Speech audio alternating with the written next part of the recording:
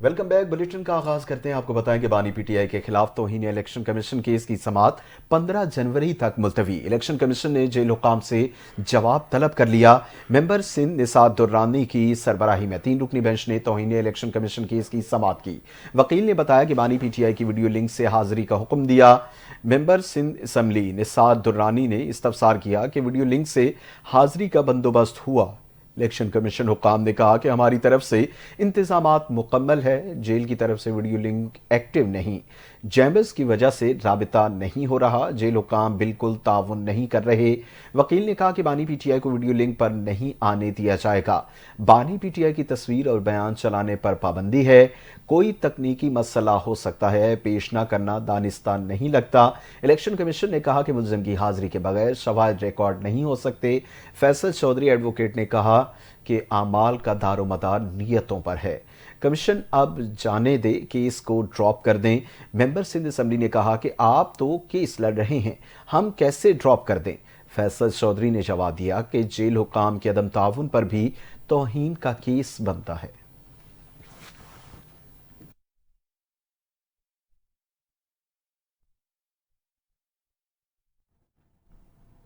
دوسری جانب Peshawar high court نے وزیر اعلیٰ خیبر پختونخوا علی امین گنڈاپور کو راہداری اور حفاظتی ضمانت دے دی ہے۔ وزیر اعلیٰ خیبر پختونخوا علی امین گنڈاپور کی مقدمات کی تفصیل سے متعلق درخواست پر سماعت ہوئی۔ عدالت نے علی امین گنڈاپور کو تمام مقدمات میں 16 جنوری تک گرفتار نہ کرنے کا حکم دے دیا۔ دوران سماعت ڈپٹی اٹارنی نے عدالت میں رپورٹ جمع کرائی۔ علی امین کے خلاف اسلام آباد میں 32 اور پنجاب میں 33 مقدمات درج ہیں۔ پشاور ہائی کورٹ نے وزیر اعلیٰ کو متعلقہ عدالتوں میں پیش ہونے کا حکم دے دیا۔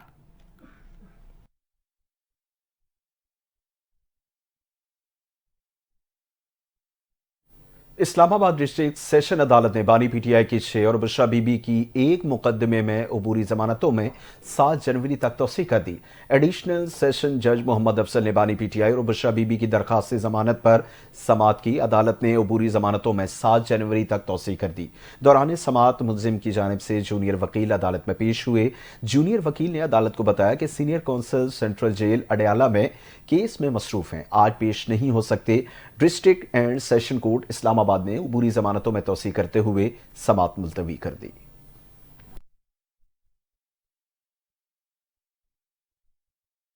وزیر اطلاعات پنجاب اسما بخاری کا کہنا ہے کہ وزیر اعلیٰ مریم نواز نے چین کا دورہ کیا۔ مریم نواز پہلی خاتون وزیر اعلیٰ ہیں جنہیں چین کے دورے کی دعوت دی گئی۔ دورہ چین کے دوران مختلف معاہدوں پر ایم او یوز پر دستخط ہوئے۔ پریس کانفرنس میں اسما بخاری نے مزید کہا کہ وزیر اعلیٰ مریم نواز کو چین میں ہیڈ آف اسٹیٹ کا پروٹوکول ملا۔ وزیر اعلیٰ مریم نواز کی چینی قیادت اور مختلف کمپنیوں سے سیر حاصل گفتگو ہوئی۔ کہا گیا کہ مسلم لیگ نون خود کو ہائی لائٹ کروا رہی ہے۔ اسما بخاری نے مزید کہا کہ جاہلوں کی ایک بستی ہے جنہوں نے بس پروپیگنڈا کرنا ہوتا ہے۔ چین میں نظام حکومت کو پارٹی ہی چلاتی ہے، اسی طرح پاکستانی حکومت کو مسلم لیگ نون چلا رہی ہے۔ پنجاب میں نواز شریف کینسر اسپتال بنانے جا رہی ہیں۔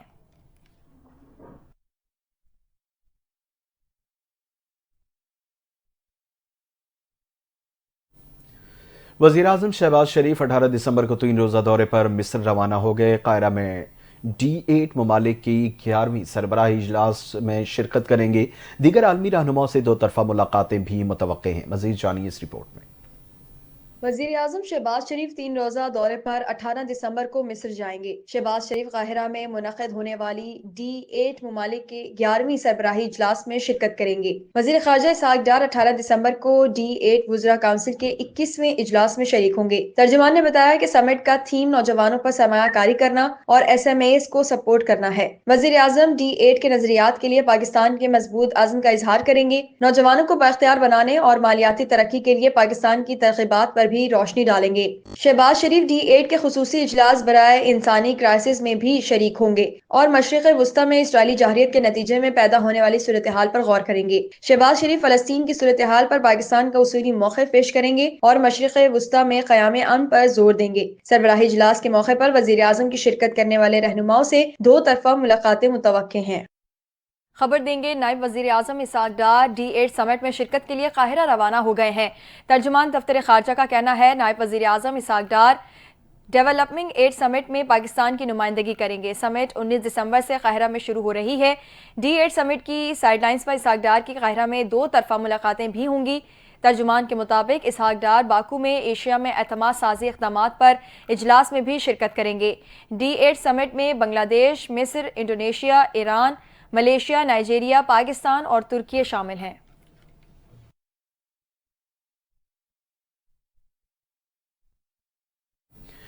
وفاقی وزیر داخلہ محسن نقوی کی ریاض میں سعودی عرب کے وزیر داخلہ شہزادہ عبدالعزیز بن سعود بن نائف سے ملاقات ہوئی۔ دونوں ممالک کے وزراء داخلہ نے سیکورٹی تعاون پر تبادلہ خیال کیا۔ شہزادہ عبدالعزیز اور محسن نقوی نے منشیات کی اسمگلنگ سے نمٹنے کے اقدامات اور باہمی دلچسپی کے دیگر امور پر بھی گفتگو کی۔ اسی پر تفصیلات جانتے ہیں اپنے نمائندہ گوہر سعید سے۔ جی گوہر، ملاقات کا احوال بتائیے۔ ہاں جی بالکل، وفاقی وزیر داخلہ محسن نقوی کی سعودی عرب کے وزیر داخلہ شہزادہ عبدالعزیز بن سعود بن نائف سے ملاقات ہوئی ہے، اور اس ملاقات میں پاکستان اور سعودی عرب کے وزرائے داخلہ کا سیکیورٹی تعاون پر تبادلہ خیال بھی کیا گیا ہے، اور شہزادہ عبدالعزیز اور محسن نقوی نے منشیات کی اسمگلنگ سے نمٹنے کے اقدامات اور باہمی دلچسپی کے دیگر امور پر بھی گفتگو کی ہے، اور اس کے علاوہ ملاقات میں اشتہار منشیات کے حوالے سے بھی تعاون بڑھانے کے حوالے سے بھی بات چیت کی گئی ہے، جبکہ شہزادہ عبدالعزیز بن سعود نے اپنے پاکستانی ہم منصب محسن نقوی اور وفد کے دیگر ارکان کے خیر مقدم بھی کیا، اور سعودی عرب سے پاکستانی مذہبی عقیدت و احترام کا رشتہ ہے۔ محسن نقوی کا کہنا تھا کہ سعودی عرب نے ہر مشکل میں ہمیشہ پاکستان کا ساتھ دیا ہے، اور سعودی عرب کی ویژنری قیادت اور عوام کے لیے نیک خواہشات بھی رکھتے ہیں۔ محسن نقوی کا اس معاملے میں مزید کہنا تھا کہ سعودی عرب کے بے پایا سپورٹ پر دل سے شکریہ بھی ادا کرتے ہیں، اور سعودی عرب کے نائب وزیر داخلہ ناصر داؤد، وزارت داخلہ کے انڈسٹری سیکرٹری ڈاکٹر عبدالباطل، پبلک سیکیورٹی کے ڈائریکٹر لیفٹیننٹ جنرل محمد الباسمی اور ڈرگ کنٹرول کے ڈائریکٹر جنرل میجر محمد کرنی بھی ملاقات میں موجود رہے ہیں، اور سعودی عرب میں پاکستان کے سفیر احمد فاروق سمیت پاکستانی وفد میں director general passport and immigration Mustafa Jamal Qazi اور وزرائے داخلہ کے ایڈیشنل سیکرٹری رفت مختار بھی شامل تھے۔ جی گوہر سعید اپڈیٹ کر رہی تھیں، آپ کا بہت شکریہ۔ خبر دیں گے، پاکستان تحریک انصاف کے رہنما عمر ایوب نے کہا ہے کہ ابھی تک کسی سے کوئی مذاکرات نہیں ہو رہے۔ 9 مئی مقدمات کی سماعت کے لیے عمر ایوب انسداد دہشت گردی کی عدالت پہنچے۔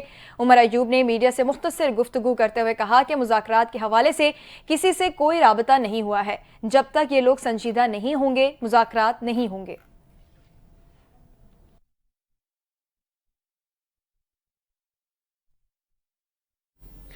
وزیر اعظم کے سیاسی مشیر رانا ثناءاللہ نے تحریک انصاف اور حکومت کے درمیان مذاکرات میں سب سے بڑی رکاوٹ بانی پی ٹی آئی کو قرار دے دیا۔ کہا کہ پی ٹی آئی کی دوسری قیادت مذاکرات کے حق میں ہے، لیکن پارٹی کے بانی کی جانب سے انہیں مسترد کرنے کی وجہ سے مذاکرات کا عمل ممکن نہیں ہو سکا۔ مزید جانیے اس رپورٹ میں۔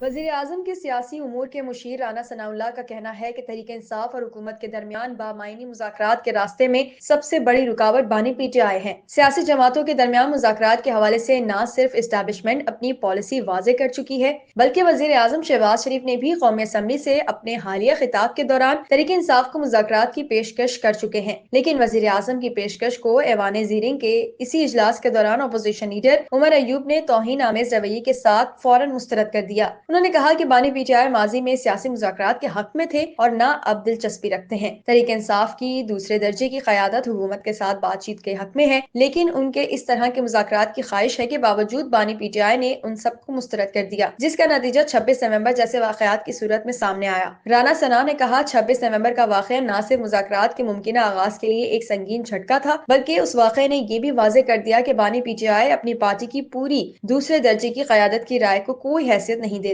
حکومت پی ٹی آئی کی دوسرے درجے کی قیادت سے رابطے میں ہے، لیکن یہ لوگ بے بس ہیں اور پارٹی کے بانی چیئرمین کی جانب سے انہیں ویٹو کیے جانے کی وجہ سے یہ لوگ کچھ نہیں کر سکتے۔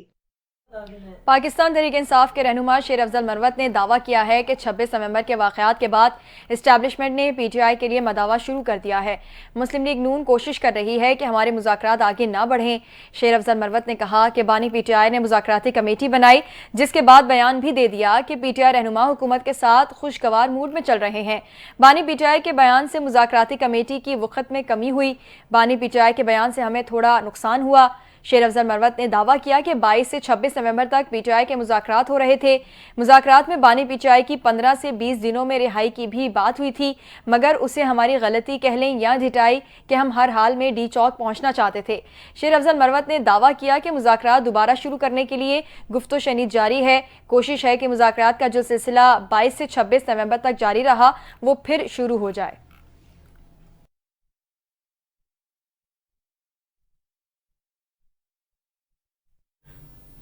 सरबराह JUI मौलाना फजल रहमान ने कहा कि आसिफ अली जरदारी से कोई झगड़ा नहीं, वो हमारे भाई हैं। ऐवान सदर बताए कि आखिर एतराज़ात क्यों हैं। ऐवान सदर बताए कि खिलाफ कानून इक़दाम क्यों उठाए। मौलाना फजल रहमान ने कहा कि हमने हुकूमत की तरफ से लाया गया ड्राफ्ट मंजूर किया था। 26वीं तरमीम के मौके पर वादा किया गया कि बिल पास करेंगे और वो किया गया। हुकूमत ने बिल पेश और मंजूर होने तक कोई एतराज़ नहीं उठाया। उन्होंने कहा कि हुकूमत ने झगड़ा खड़ा कर दिया कि बिल पर बड़े एतराज़ात हैं।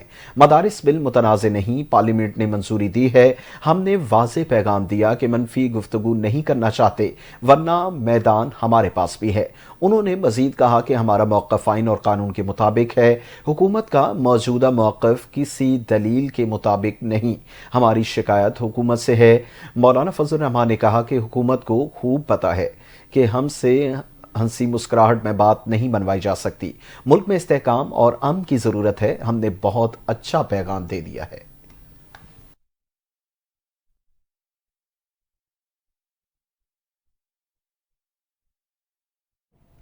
अफसोसनाक खबर शामिल करेंगे। यूनान कश्ती हादसे में जाँ बहक पाकिस्तानियों की तादाद 4 हो गई है।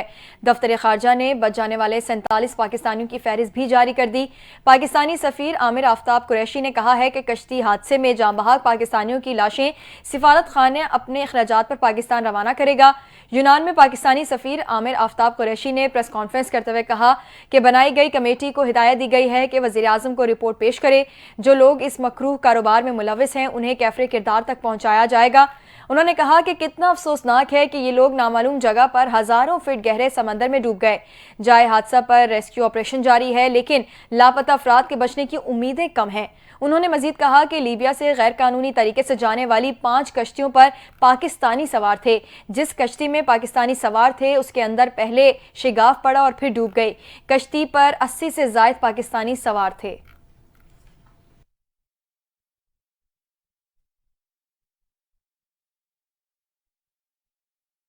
इसी हवाले से आपको बताएं, यूनान कश्ती हादसे में जिंदा बच जाने वाले पाकिस्तानियों ने दुख भरी दास्तान सुना दी। मुतासरीन का कहना है कि जिस कश्ती पर सवार थे उसके ना इंजन ठीक थे, ना वॉकी टॉकी, GPS भी दुरुस्त हालत में नहीं थे। छोटी सी कश्ती में 84 अफराद सवार थे। मुतासरीन ने बताया कि बिफरे समंदर की ऊंची लहरों में कश्ती कार्गो जहाज से टकरा कर उलट गई। दर्जनों पाकिस्तानी हमारी आंखों के सामने डूब गए। कार्गो शिप ने हमें बचाया। कपड़े, मोबाइल समेत सारा सामान बह गया। मुतासरीन ने हुकूमत से मदद की अपील कर दी।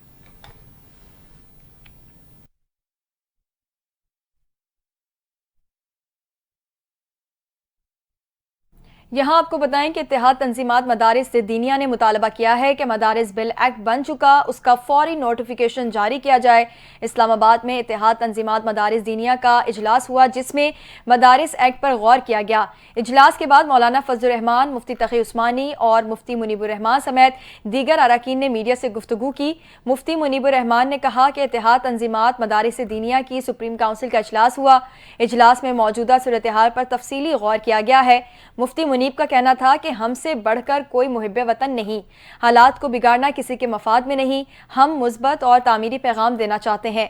उन्होंने कहा कि सोसाइटीज रजिस्ट्रेशन तरमीमी बिल पार्लियामेंट के ऐवानों से मंजूर हुआ। जिस दिन मंजूर हुआ उस दिन ऐवान सदर को इरसाल किया गया। 28 अक्टूबर 2024 को सदर की तरफ से गलती की निशानदही की गई। स्पीकर कौमी असम्बली ने गलती को कलमी गलती करार दिया। स्पीकर ने गलती की तस्हीह करके दोबारा सदर को भेजा। सदर ने मियाद गुजरने के बाद नए एतराज़ात लगाए। मुफ्ती मुनीब का कहना था कि तवील तबादले ख्याल के बाद करारदाद इत्तेफाक राय से मंजूर हुई। कानून के मुताबिक बिल का फौरी गेजेट नोटिफिकेशन जारी किया जाए। हुकूमत से हमेशा इंसाफ और तवाज़ुन की उम्मीद की जाती है।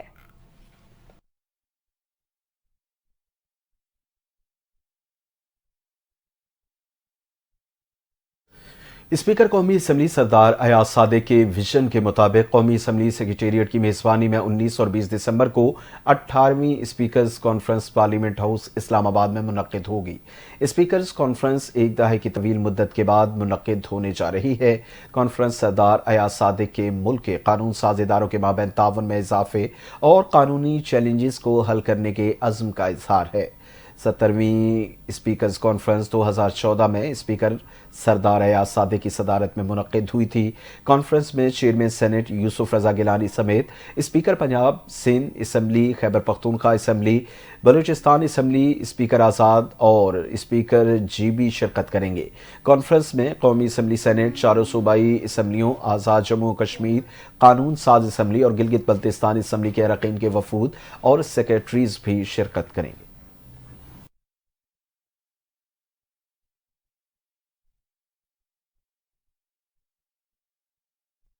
अहम खबर से आगाह करते चलें। सीटीडी ने पंजाब के मुख्तलिफ शहरों में कार्रवाइयां करके 16 दहशतगर्द गिरफ्तार कर लिए हैं।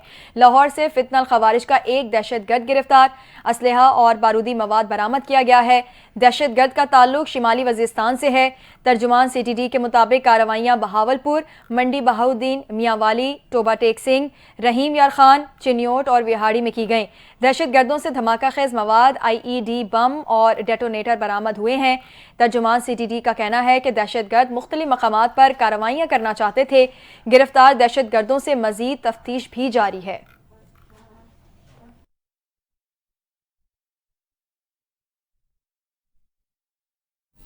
गम एक बार फिर से ताज़ा हो गया। नवासी की लाश से लिपट कर रोने, उसके चेहरे से मिट्टी साफ करते और बालों को दुरुस्त करने वाले नाना भी इजरायली हमले में शहीद हो गए।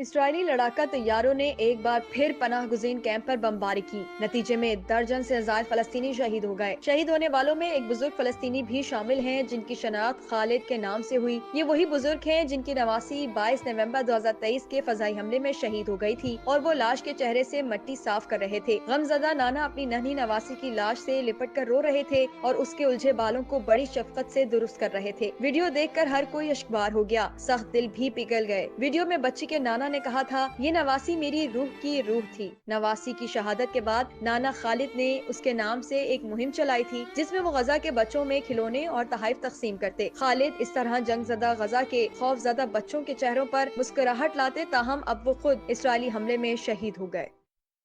शाम के माजूल सदर बशारुल असद का अपनी हुकूमत के खात्मे और मुल्क से फरार के बाद पहला मुबैना बयान सामने आ गया। गैर मुल्की खबर रसा एजेंसी के मुताबिक शामी सदर के दफ्तर के टेलीग्राम अकाउंट पर जारी होने वाले बयान में बशारुल असद ने बताया कि कभी ज़ाती फ़ायदे के लिए ओहदा नहीं चाहा, आखिरी वक्त तक रियासत की हिफाजत पर यकीन रखा। अब मुल्क दहशत गर्दों के हाथों में है। उन्होंने मजीद कहा कि 8 दिसंबर की रात तक शाम में ही मौजूद थे। बागियों की पेशकदमी के बाद वो हमीम फौजी अड्डे में मुंतकिल हो गए थे, जो रूसी फौज के पास है। रूसी फौजी अड्डे पर ड्रोन हमलों की वजह से उन्हें शाम से रूस मुंतकिल किया गया। उनका कहना था कि जब रियासत दहशत गर्दों के हाथों में चली जाए और मायने खेज किरदार अदा करने की सलाहियत खत्म हो जाए तो ओहदे पर रहना बेमायनी हो जाता है।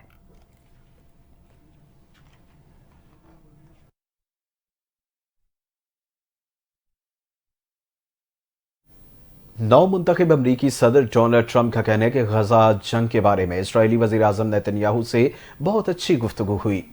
उन्होंने तबादला ख्याल करते हुए कहा कि गैर मुल्की मीडिया के मुताबिक इजरायली वज़ीर आज़म की ट्रंप से टेलीफोन पर बातचीत हुई। डोनाल्ड ट्रंप का कहना था कि उन्होंने नेतन्याहू से कहा कि मैं 20 जनवरी को आ जाऊंगा, इस मामले को फिर देखेंगे। फ्लोरिडा में मीडिया से गुफ्तगू के दौरान एक मरतबा फिर से धमकी देते हुए डोनाल्ड ट्रंप ने कहा कि हमास को कह चुका हूं कि अगर 20 जनवरी तक मेरे صدارتی منصب سنبھالنے سے قبل اسرائیلی یرغمالیوں کو رہا نہ کیا گیا تو ایک قیامت ٹوٹ پڑے گی۔ نو منتخب امریکی صدر نے کہا کہ ان کے صدارتی منصب سنبھالنے تک جنگ بندی کا معاہدہ نہیں ہوتا تو ہوگا جو قطعی خوشگوار نہیں ہوگا۔ یوکرین جنگ روکنے کے لیے روسی صدر پوٹن اور یوکرینی صدر سے بات کروں گا، یہ جنگ بھی اب ختم ہونی چاہیے۔ ڈونلڈ ٹرمپ نے روس کے قبضے میں آنے والے یوکرینی علاقوں کے مستقبل کے بارے میں پوچھے گئے سوال کا جواب دیے بغیر کہ کشیدگی کا شکار سرزمین پر زیادہ تر علاقے ملبے کا ڈھیر بن چکے ہیں اور انہیں بحال ہونے میں 1 صدی لگ جائے گی۔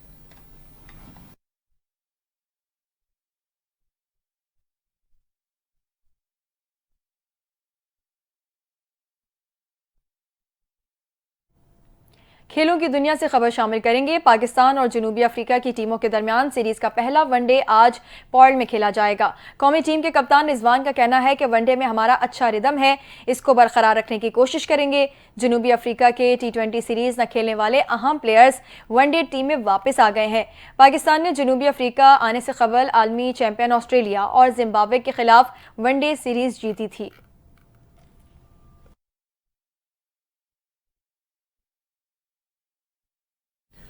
پاکستانی فائٹرز نے مکسڈ مارشل آرٹ میں بھارتی کھلاڑیوں کو پچھاڑ کے رکھ دیا۔ بحرین میں جاری مکسڈ مارشل آرٹ میں پاکستانی فائٹرز نے روایتی حریف بھارت کے 5 فائٹرز کو شکست دی۔ مزید جانیے سیدہ مومنہ اشرف کی اس رپورٹ میں۔ بحرین میں جاری مکس مارشل آرٹس میں پاکستانی فائٹرز نے اپنی دھاک بٹھا دی۔ بریو C92 میں شاندار کارکردگی کا مظاہرہ کرتے ہوئے اپنے روایتی حریف بھارت کے 5 فائٹرز کو شکست دے دی۔ پاکستانی فائٹر رضوان علی نے پہلے ہی راؤنڈ میں بھارتی فائٹر سریکانت شیکھر کو ناک آؤٹ کر کے ان کے کریئر کا خاتمہ کر دیا اور اپنے ناقابل شکست ریکارڈ کو برقرار رکھا۔ بابر علی نے بھارت کے محمد فراد کو بینٹم ویٹ میں شکست دے کر اپنی 8ویں فتح حاصل کی۔ عباس خان نے بھارت کے سیٹھ روزارویہ کو ویلٹر ویٹ کے مقابلے میں ہرا دیا، جبکہ اسماعیل خان نے یادویندر سنگھ کو بینٹم ویٹ میں شکست دی۔ ایوان عاقب نے فلائی ویٹ مقابلے میں بھارت کے احتشام انصاری کو ناک و چنے چبوا دیے۔ پاکستانی MMA فیڈریشن کے صدر عمر احمد نے اس کامیابی پر خوشی کا اظہار کرتے ہوئے کہا، پاکستانی فائٹرز نے اس بڑے ایونٹ کے لیے بہت محنت کی تھی۔